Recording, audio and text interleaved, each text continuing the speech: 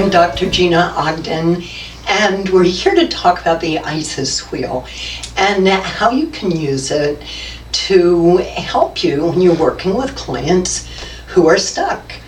Because one of the things that happens when you're just talking about a story is that the story doesn't change. And here you'll see how you can get clients up out of their chairs and stepping into their story.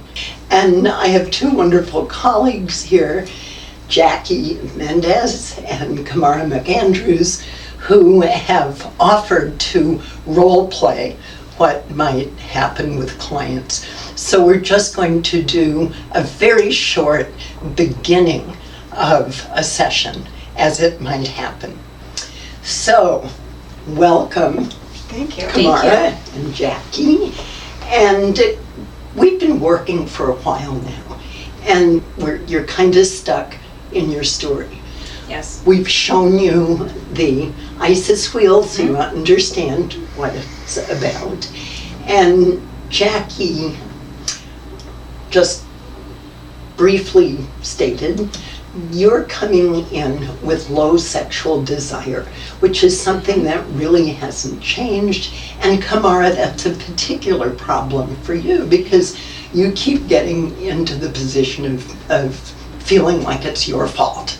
And there are other feelings too. Mm-hmm. So you want something to change, right? Yes. And you're willing to do something a little different? Yeah. Yes. Okay, so let's stand up Okay. and see what might happen.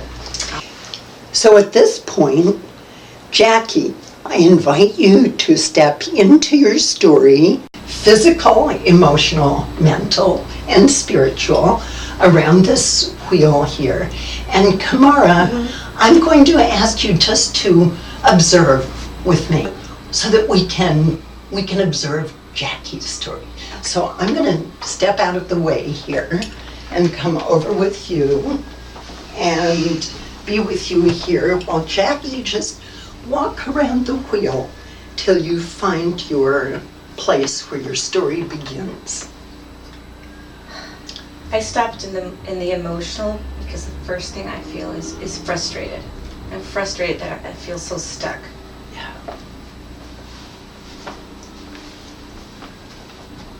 And when I think of feeling stuck and feeling frustrated, I start to think I'm broken or there's something wrong with me. So you're in the mental I'm quadrant in the mental now. quadrant. And then with you saying that to me, I'm back in the physical and I'm really aware of a little stomach ache. I'm feeling something in my belly, and then that brings me back to the emotional where I feel a lot of sadness about being stuck.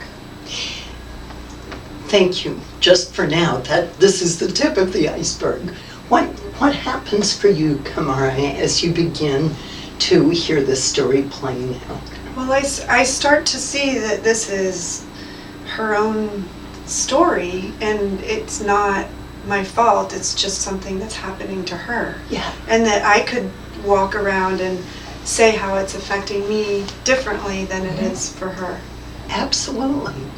So do we want to do that?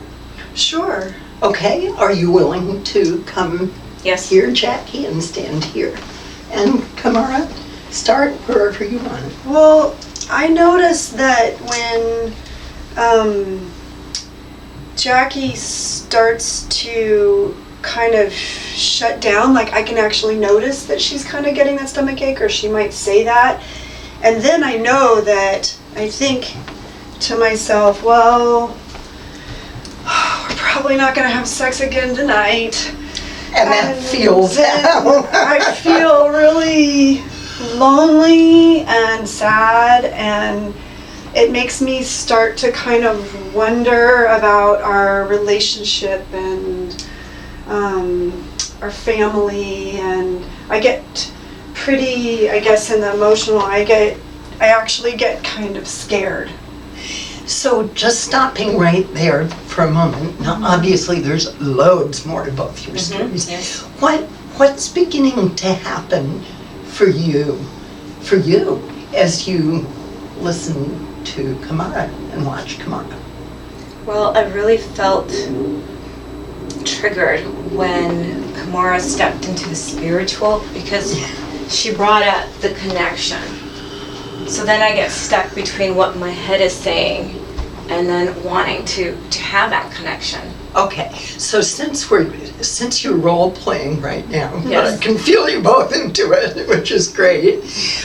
And since we need to stop, what do you want to say at this point? What is different about doing this than just sitting in chairs and talking about it? Well, I think for me, it opens up that I know we're already really good friends and we get along in a lot of other ways, but it makes me wonder if I could be a little more connected in the emotional and the spiritual, if maybe that would make Jackie feel better, and then the physical would just maybe happen out of that. Okay, so you're still in the role play. And so what I hear you saying, let me check it out if this is right, that you've expanded the story a little bit, that you're not just stuck in the same it made place. me think of different possibilities than I had thought of before. Yeah. Yeah, and still in the role play myself, it's been extremely helpful, and I feel more connected knowing that Kamara gets it, that I'm not just stuck in one place. It's multi-leveled, and there's different pieces to this, and I still want to step even more with her, and I want to walk with her more because she's understanding that I'm not doing this on purpose, and I'm not doing this for other reasons.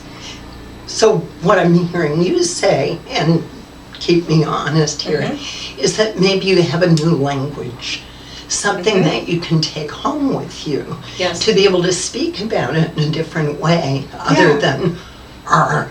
Yes, absolutely. Yeah. Maybe I won't feel so rejected when she says she has a stomach ache, then maybe I can talk to her about it and we can work through how could we just feel connected at that time and maybe help each other. Yeah. Yeah. Instead of making her stomach ache worse by really wanting to blame her or be angry. Right. Yeah. And I'll be more willing to talk about my stomach ache because I know I won't be blamed, and it's not something that I'm doing to avoid something. It's part of my story. Very cool. So this is just a toe in the water about how you can begin to bring your clients into the ISIS wheel. Thank you both so much. You are the best. Thank you, Gina. Okay. So just so you know, this role play was spontaneous and unrehearsed, with thanks to Kamara McAndrews and Jackie Mendez. No, they're not intimate partners, they're just good friends, and ISIS colleagues ready to step into role to help illustrate the ISIS way of treating sexual desire, how to get your clients out of their chairs and expand their stories. Keep on coming back. It works.